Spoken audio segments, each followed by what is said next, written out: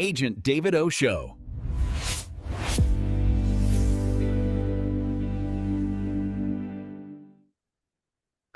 Hey guys, welcome back to the show. So on this episode, we're going to talk about cash flow and appreciation.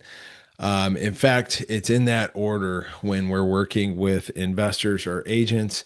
We want to prioritize cash flow first, and appreciation can be second. Appreciation is going to happen in real estate. I guarantee you. You hold a piece of real estate for 20 years. Show me a scenario where that doesn't appreciate. I'd be surprised to find one.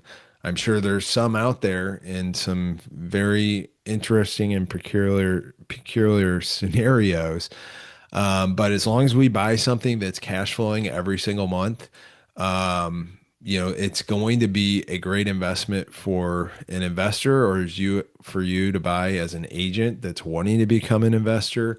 And then that appreciation is kind of the cherry on top. That's what builds us wealth long term.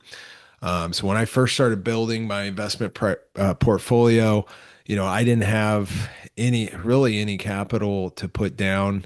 If I was going to put 20% down on $200,000 rental property, I probably could have bought maybe two, maybe three properties, and then I would have been completely tapped out of cash. So how did I end up building a portfolio of 10 properties in my first 2 years in this business? I used something called the BRRRR method. And that's where you buy something, you rehab it, you refinance it, you rent it out, and then you repeat that strategy over and over again. And so just using simple numbers here, if I buy a property for $50,000 and I put $25,000 into it, and it can appraise for $100,000, I can now refinance my 75 that I put into this property out because any bank's going to loan to me on a 75% loan to value mortgage, and I'm going to be able to cash out all the money that I put into that property and be able to take it and do another one. And so as long as that first property is cash flowing, it's making money for me every single month as a rental. I just start adding more rentals and building up my cash flow. And that's what I did for my first 10 rental properties. Right before I left my corporate job, I was building a portfolio of these BRRRR rental properties where each property was making $300 a month cash flow. So by the end of it, when I had 10 properties, I was gaining $3,000 a month in free cash flow. Now, that didn't totally offset my six-figure corporate income at the time, but at the same time, I was doing some flips. I was earning some commissions as an agent, and I was able to pay down a lot of my personal debt to the point where all I had was my primary mortgage. And so my $3,000 in straight rental cash flow was going to pay for my mortgage and put food on my table for my family every month.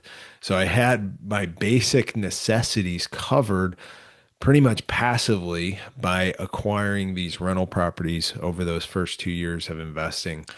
And so long term, now it's been, let's see, about 9 years since I bought those first rental properties. Now we're looking long term at those assets and they've appreciated incredibly, right? And so I think the second rental property that I bought, we ended up selling it and netting a six-figure profit on it. So much so that we had to do a 1031 exchange to avoid paying all the taxes on that. And so then we were able to get a really nice lakefront property that we do an Airbnb with and we get to use from time to time. I love just going down there to do some work on the property because it's right on the lake. It's a beautiful property. And it was only because I prioritized cash flow first and appreciation second that worked out the way it did. But that was the main point to this episode is that you need to focus on the cash flow. Make sure it cash flows first. And I would never buy an asset solely for appreciation. I know people on the West Coast and California, there is no such thing as cash flow, which I feel sorry for you guys out there for. I don't know how that works. It's very, very risky, in my opinion, to buy something that is going to negatively cash flow. It's going to lose you money every month, but you're just banking on the market to go up and the prices to go up. Um, I would not do a deal like that. I would want cash flow first and appreciation second in that order. If you stick to that, I think you're going to be a very, very successful investor and an agent. So go out there, do some deals. If you want some help doing that, I've got a free copy of my book for you. If you go to freeagentbook.com, you'll get the PDF and the audio. Dive in, would love to know what you think, and have a great day.